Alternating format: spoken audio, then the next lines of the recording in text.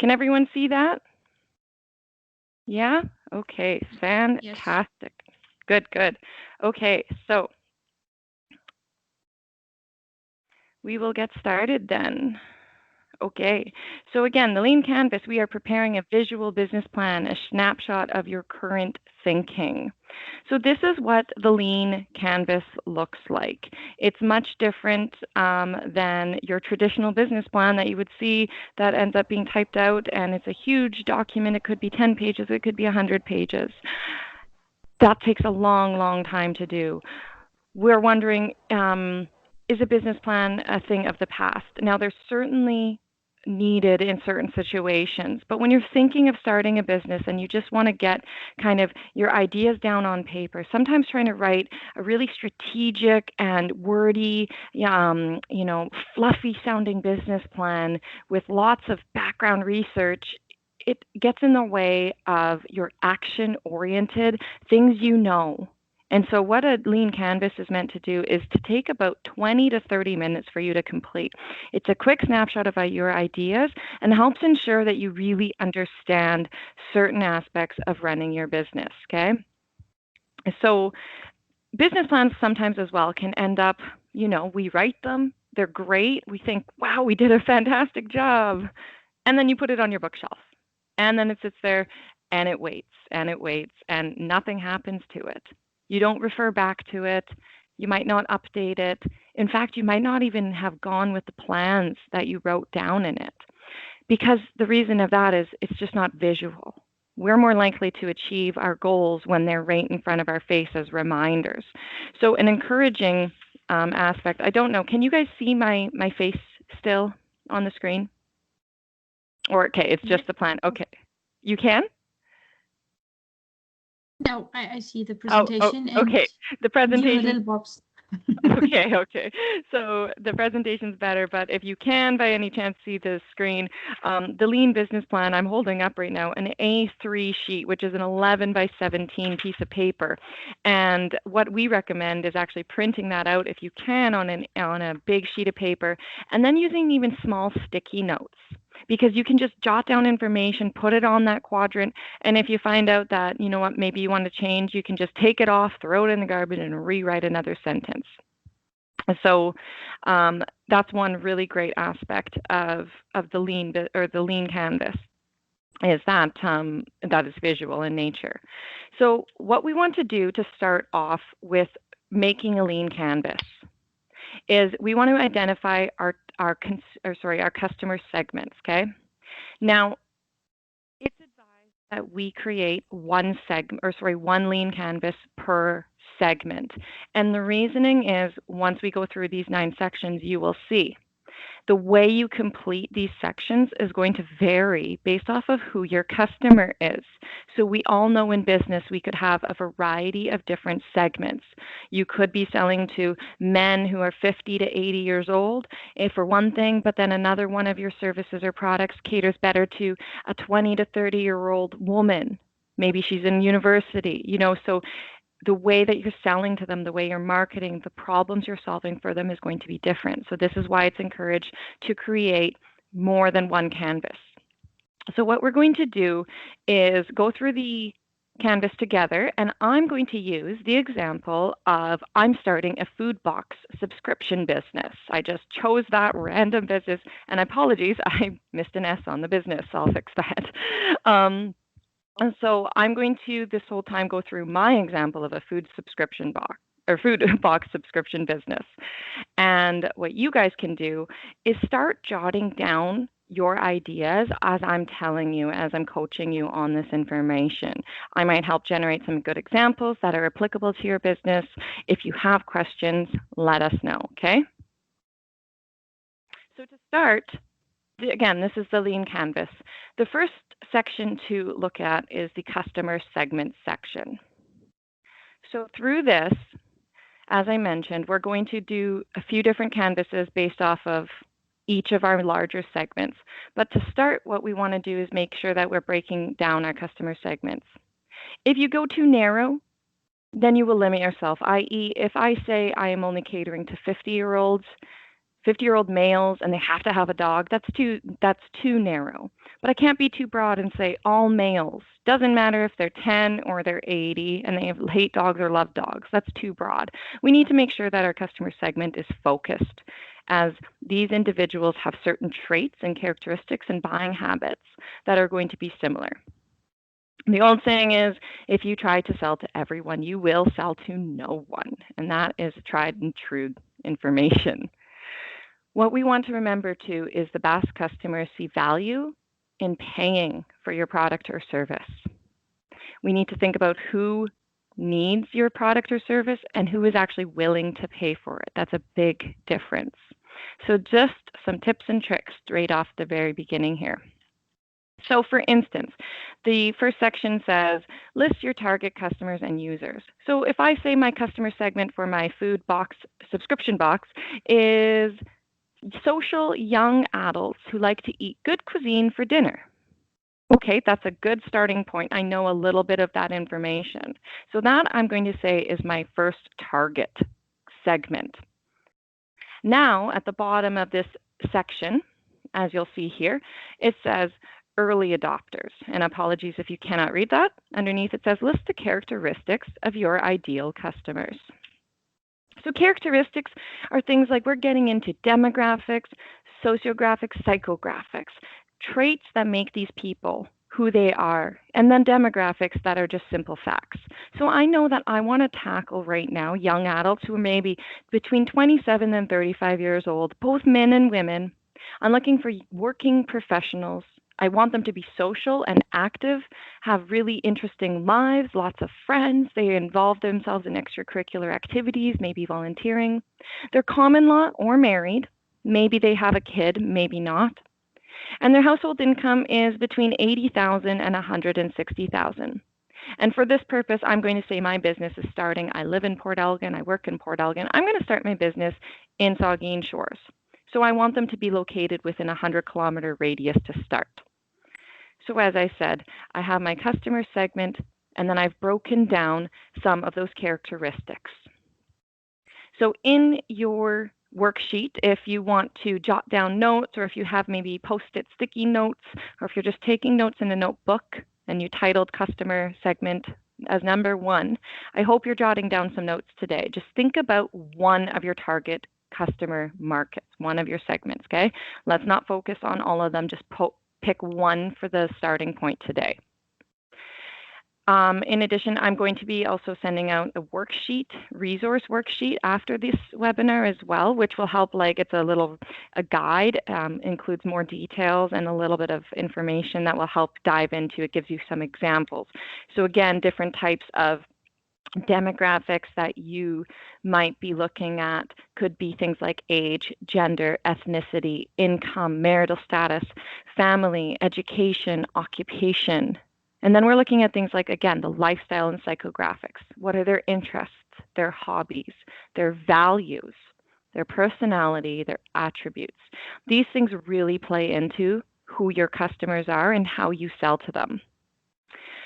If anyone's familiar with Simon Sinek, he has some great information on people don't buy what you sell, they buy why you sell it. They buy why, right? So it's not that you're buying the greatest Apple product because you think it functions really well. You're buying an Apple product because you understand their core values.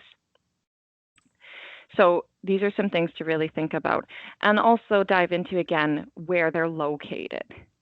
This will play into how much money you could potentially make based off of the number of customers that you can sell to in that area.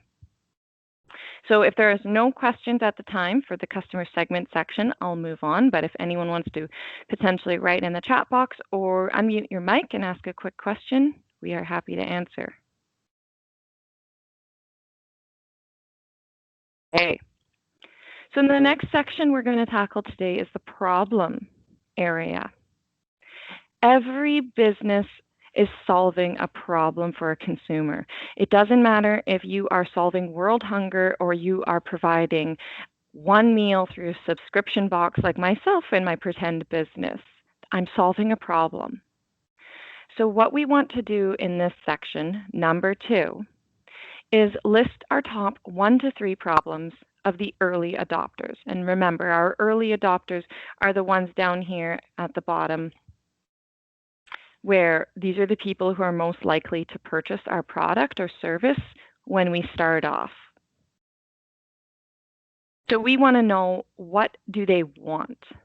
There's a variety of reasons that, or ways that we can figure out what their problems are. We can use the 5 whys to get to the root cause of the problem, or we can simply ask a question of what is the customer, or the job the customer is hiring me to do.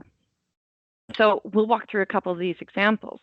But a really great thing to remember is that customers seek solutions to their symptoms. We appeal to the symptoms, but we're treating the root cause of the problem. And I'll give an example of, if you go to the doctor and you say, "Doc, my back is really sore. It's been sore for months. It's killing me. It hurts so bad." The doctor isn't going to just give you pain medication. They're going to try to find out the root cause of the problem. Maybe your your at-home workstation isn't ergonomically correct. Maybe you're wearing high heels too often. Maybe you got injured when you were 15 years old and now it's just playing into a long-term cause, right? We want to think about what the original root cause of the problem is as the doctor. So the doctor is going to figure out the root cause and treat that, but he's going to appeal to your symptoms. Your symptoms are, "My back hurts." So, oh, I hear someone's unmuted the mic. No? Okay. So we want to think about that, the root cause of the problem, but the customers are really interested in their symptoms. So the 5 why process just involves asking why, over and over again. For example, with my food box business, a customer might say to me, "I never cook a healthy and tasty dinner." Why? "Cooking dinner every day is hard." Why? "I don't have time to shop for food or to cook." Why? "Because my job and my social life are busy." Why? "Because I'm ambitious with my career and I enjoy my time with my family and friends." Why? "Because those things are important to me." Yes, Keith, we will be sending out copies of the slide and presentations, as well as this recording today, so you'll have all of this. So this is the 5 whys. You keep asking why until we think we get to the root cause. We can keep diving in, or we could go on in a different area or down a different why path, let's say, when you get into a fork in the road. Another way to solve or look at the problem that your customers might be facing is simply asking, "What did you hire me to do for you?" Well, in my case of my business, my customers might say, "I want a healthy, easy to make, low impact meal." Low impact meaning environmentally. Maybe they say, we want to have more time with my family and friends." So that could be as simple as asking the question, what did the customer hire me to do for them? So I hope, again, you're jotting down some of these ideas. What are the types of things? What are the problems you might be addressing? What are the problems that your customers have? And again, be specific to the customer segment we're tackling in this worksheet, or this canvas, not another one. Remember to focus on your one customer. So I'm focusing on my early adopters, who are the 27 to 35-year-old men and women, working professionals who are social and have a high income. The next section in the problem area you'll see is existing alternatives. So what we want to think of is, how does the customer already solve this problem? They are doing something already that is helping them to solve this problem. Doing nothing can be a way they're solving the problem. That might be already one of the existing alternatives. They're simply doing nothing. So in my case, maybe that customer just isn't even eating dinner. I mean, it's interesting. But here's some examples I thought of existing alternatives. Dining out at a local establishment. Maybe they're ordering takeout every night. Maybe they're cooking frozen dinners every night at home. Or perhaps they're just simply snacking. They're grabbing a granola bar for dinner, and then they'll have some popcorn, and then they'll have an apple.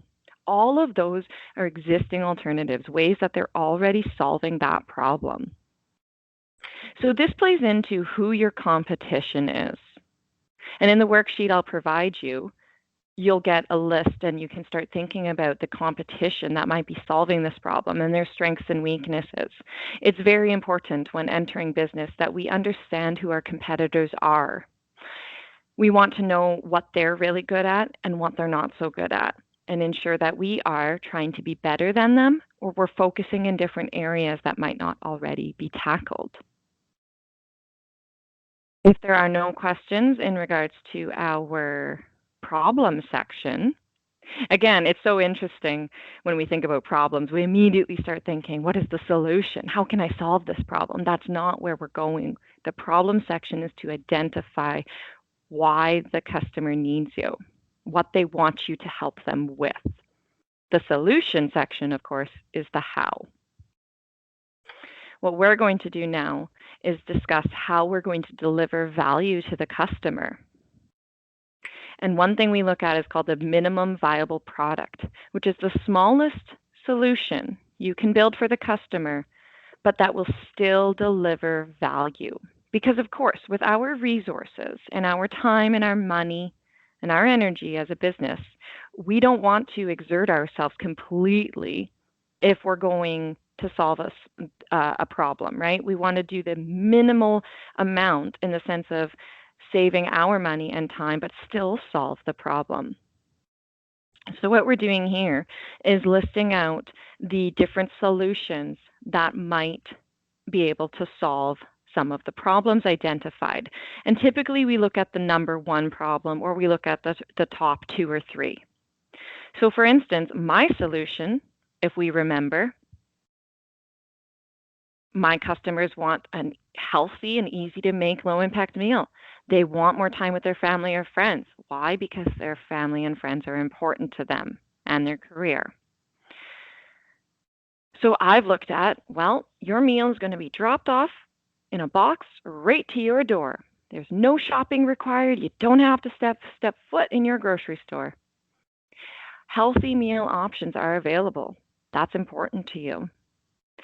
There's also options for quick cook times. Keep your time for your family and friends.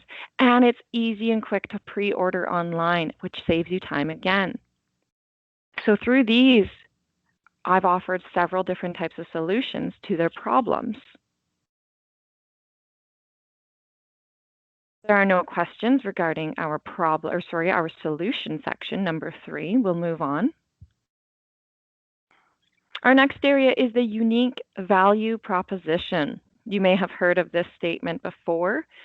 It's really what separates yourself from your competition in the way of getting your customers' attention. You're looking at the number one problem they have and your solution to that. And you craft your unique value proposition around this. What value does the customer get after using your product or service to solve their problem? So again, their solution is not the unique value proposition. It's the value the customer gets after they've used our product or service. So I'm saying this slowly because sometimes it takes a bit to think about this in a sequential order and really dive into the fact we're combining number 2 and 3 and what's the result of that for the customer. Again, we want to look at our product or service from the eyes of our consumers. So if you can, this might not be applicable to you or your business specifically, but you can look at something, the end result the customer wants, plus a specific period of time, plus you are addressing the objections. So remember back in the day when, Domino's, they had get your pizza hot in 30 minutes or it's free. Remember back in the day? And then I think that they actually couldn't do that anymore because it was encouraging the delivery drivers to speed through town and they were getting in accidents and such liability issues. But my point being is they found a way to say, I'm offering you, here's the unique value proposition. Here's the value you're going to get in the time you're going to get it. And guess what?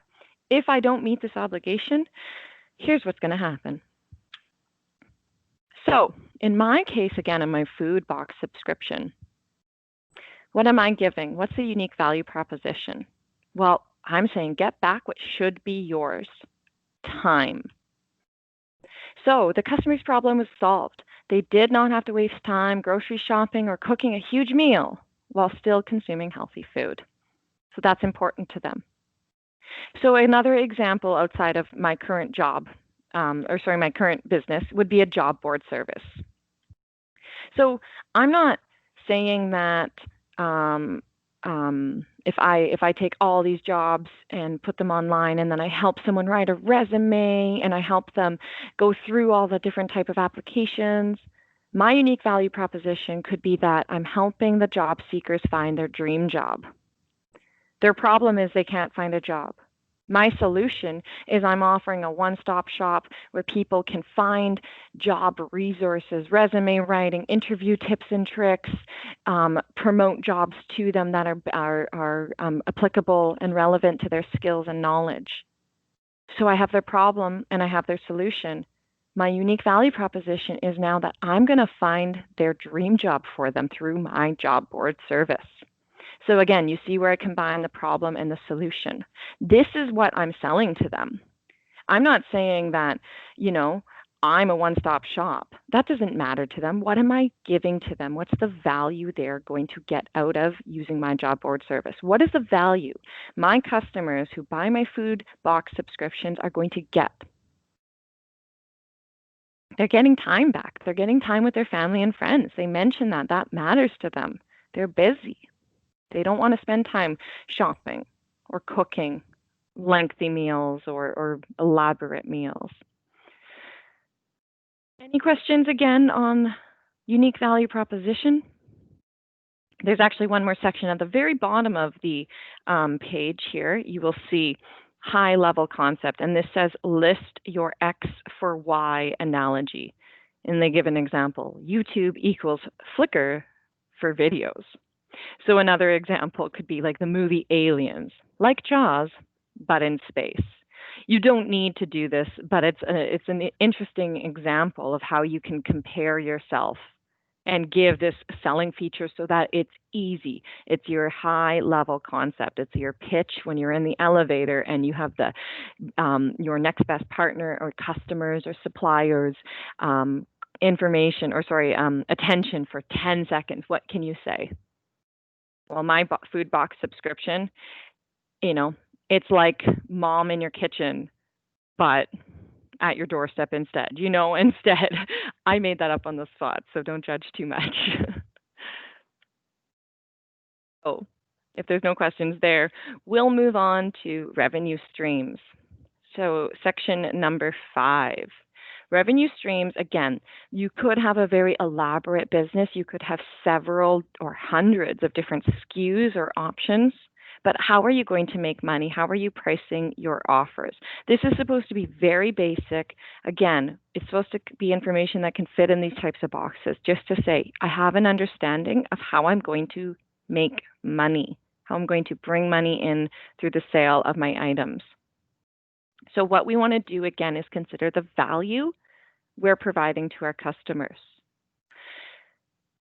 Positioning your solution against your early adopters.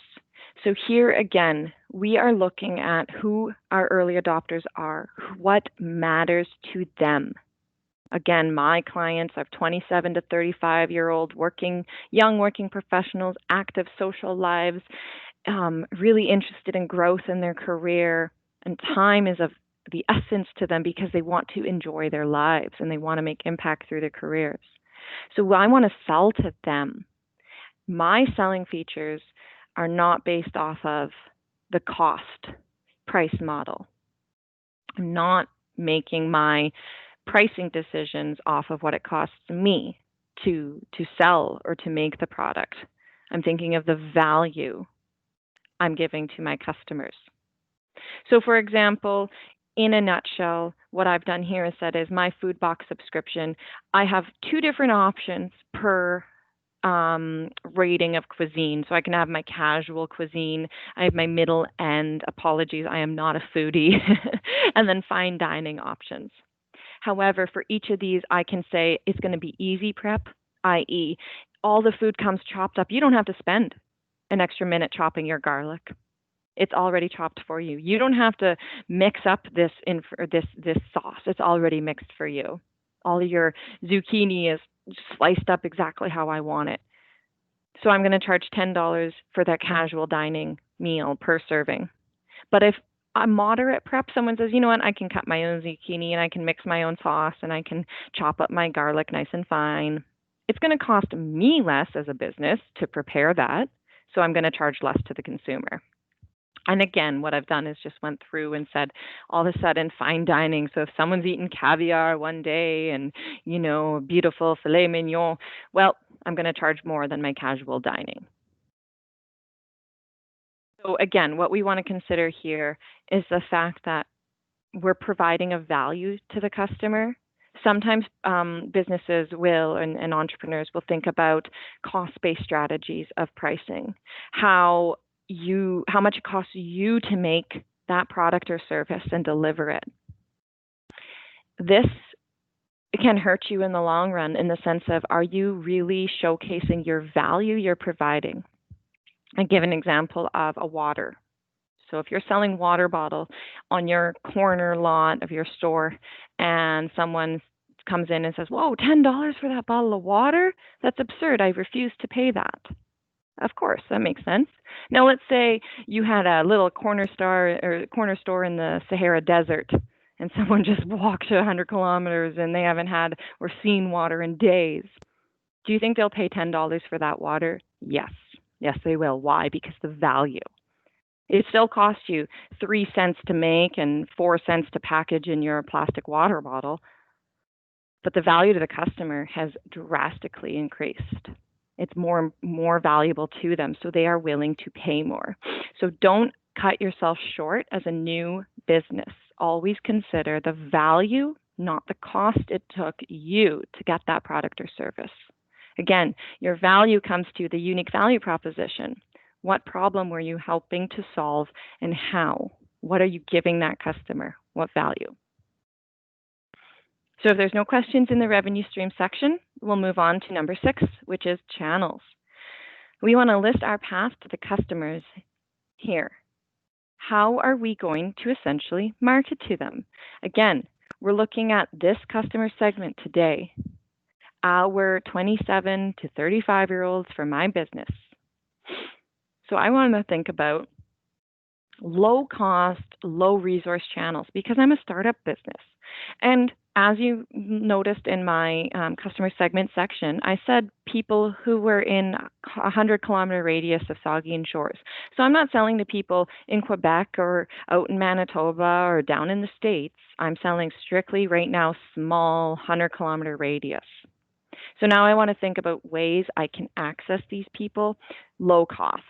I'm going to do targeted Facebook and Instagram advertisements and boosts. And again, if you don't know or you're not familiar with how to do it or that it even exists, we'll be hosting webinars on social media advertising, which you can actually find your target market specifically and cater directly to them based off of their attributes, demographics, lifestyle, etc., so that you know you're catering to them. So you're not marketing. In my case, am not marketing to a 15-year-old high school student. I'm marketing to the 34-year-old who is just got married and her husband both have prosperous careers. Right? So I'm thinking about where these customers are. I'm also going to look at Google display ads, not just Google AdWords. I want to make sure that if someone is on a website they go to frequently and they've mentioned through, again, all the algorithms that all of our technology is listening to us these days and keeping all of our searches and seeing what we like online, all of a sudden someone's, regularly looking for quick, easy meal prep, all of a sudden my ad is going to be posted on their favorite website. So they go, ooh, that looks neat. I want to think about those things. I'm considering booking a booth at a local food fair one day and saying, cooking in front of them, look at me. It takes me 20 minutes to cook this awesome meal. Here it is. It's healthy. It's nutritious. It took me 20 minutes. I had no grocery shopping, no waste because I only give you what you need. So you don't have leftovers to store or watch go bad in the fridge or throw out later, right at your fingertips. I'm going to show them for a couple $100 of booth cost and my time. And I'm going to do local contest giveaways. So if, the first 100 people to like my post, I'm going to put in a draw and draw their names, and someone gets a free box for a week or something, right? So different ways that I can advertise to my customer segment. The next section here is key metrics. Key metrics is probably one of the most important parts of this lean canvas. If we do not know what matters to us, what matters to our customers to drive success, how do we know if we are successful? We want to make sure that we have benchmarks to showcase and prove that what we've been doing is working. Otherwise, we're kind of just throwing money in the air and hoping it's caught. We're hoping our customers enjoy our product or service. So we want to think about, how do we know when the business has reached success? And there's two different areas that we want to highlight here in our key metrics section. One is the key customer action. So here we're thinking of what measures our unique value proposition. So in my case, what is the action that drives the value for the customers here? What do the customers need to do so I know my business is successful? Well, in my case, I need at least 4 out of 10 customers to make weekly purchases. I need repeat customers. I can't keep marketing and selling over and over and over again to new customers every week, or I will spend all my money on advertising. I need loyal customers. So I need 4 out of 10 customers to make weekly purchases. And then the second metric we want to look at is the success metric for your product. So how do I know that I've achieved or what I've done has made it all worthwhile? In my case, I did some mental math and I said, you know what? I need to reach $600,000 in annual sales. That's when I know I've reached success. So these are really important aspects for us to draw out. Again, how do you know? It's kind of like if you're on a weight loss journey for yourself or running a marathon. You know that you have to run 26 kilometers 26 miles in order to reach that goal. So you need to think to yourself, how far have I run each day? You don't just show up the day of the race and start running and hope for the best. You set yourself incremental goals and make it aware visually that you're reaching that. If there are no questions or comments for our key metrics section, we'll move on to number 8, our cost structure.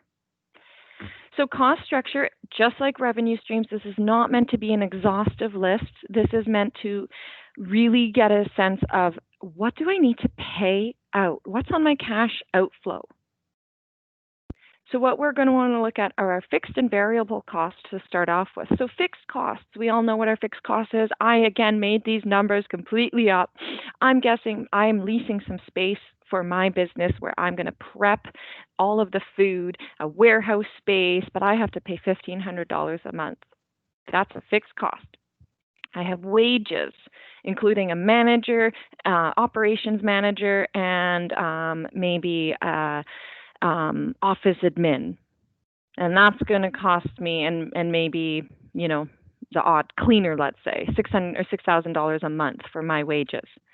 I have to pay insurance. I have to pay depreciation of my equipment that I bought. I have to repay the loan I took out to start the business, etc. These things that I pay no matter what, if my business sells 10 boxes a week or 100 boxes of food a week. But then I want to also consider my variable costs that change as the number of orders change. So I'm going to say, again, maybe it costs me 25% of the retail price of my order for the food. I have to pay for packaging for every order too, all of the plastic, all of the things that go into keeping the food and safe, and the labels for all of the meat products, and then the insulated cardboard box. I need to consider shipping costs, which are going to change. And I put $2 average per order because who knows? Maybe it's 50 cents with my partner of Purolator if I get 100 orders a week, but it's going to be $2.50 if I get 10 orders a week. So we want to consider these things. Direct labor costs. So the more I sell, I might need more people. This is variable to the amount of goods I'm selling. So it's not going to be an annual salary. It will be an hourly wage based off of how high my orders are. And I also want to consider something like credit card fees, huge costs that people often don't consider. All my customers are ordering online. They're paying credit card or with credit card. Thus, I have all of a sudden 2 to 5% on top of the order that goes out of my pocket. So again, these are just some examples of our fixed and variable costs, roughly estimated, put down on this piece of paper. And then I want to look at something like my break-even point as a new business. How many units of food do I need to sell in order to break even? And the simple formula for that is, of course, our fixed costs divided by the unit price minus the variable costs. I didn't actually do the calculations, but that gives you a quick example. Or also our break-even point for success. Who only wants to break even and make zero profit? Not many. We want to make some money. So all of a sudden we add our desired profit. So I said my revenue goal was 600,000 in a year. Well, I'm going to now say my desired profit is 100,000. So I'm going to add my fixed cost plus my 100,000 divided by my unit price minus variable costs to find out what I need, how many units I need to sell to make my desired profit. So again, cost structure, we're just quickly laying out what we are going to, what type of expenses we have. So again, no questions for this. We will continue on to our last section. And the unfair advantage is probably one of the most challenging.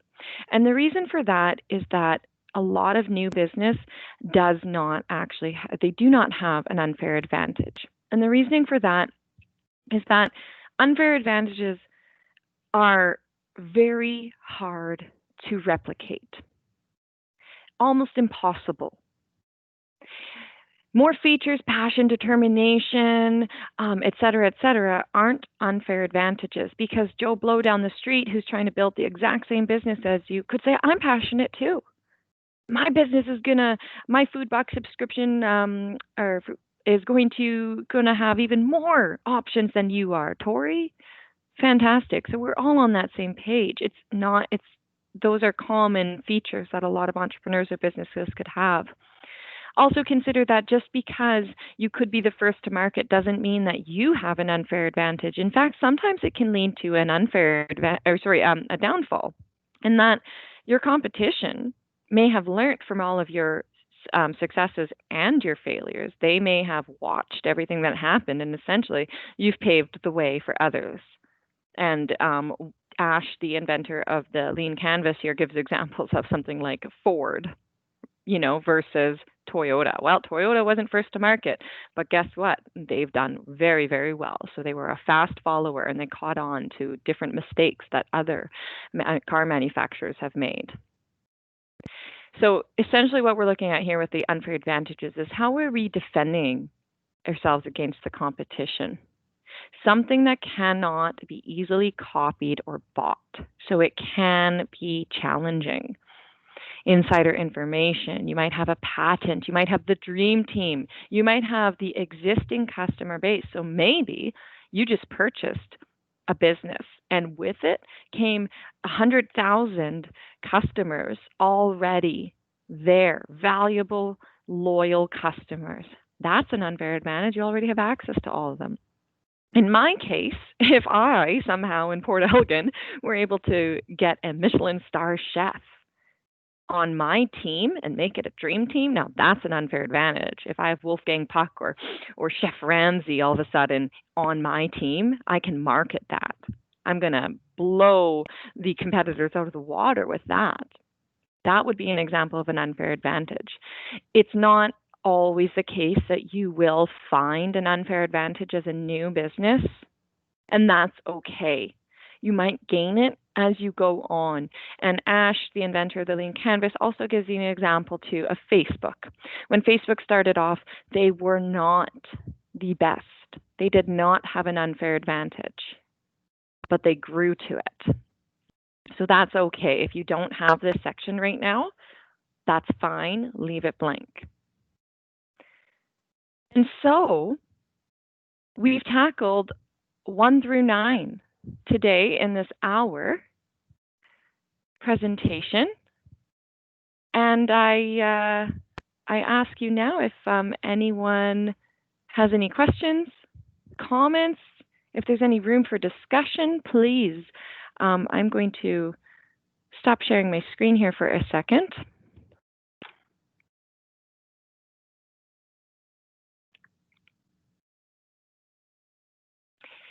Any comments, questions, ideas?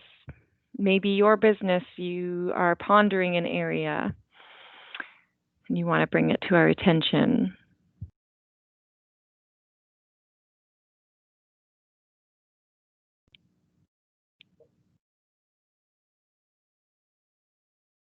No? Well, if there are no questions today, that's fine. What we'll do is get an email out, as I said, with a copy of the slides, the presentation, the resource worksheet. And I strongly encourage you to print this out.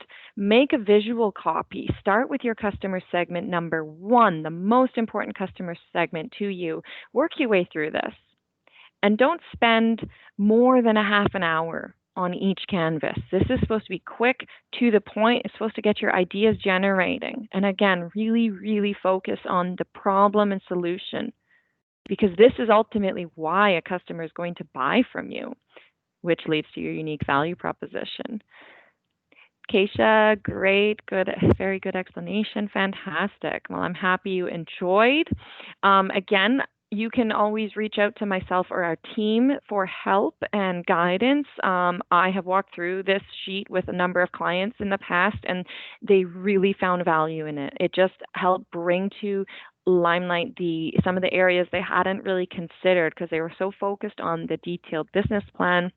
We're getting too bogged down in the weeds. Let's just make it quick, easy, but also understand the value.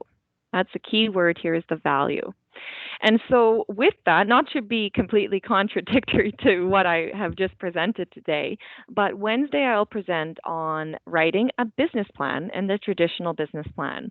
A heads up, if you Google business plan template, you'll find hundreds of options out there.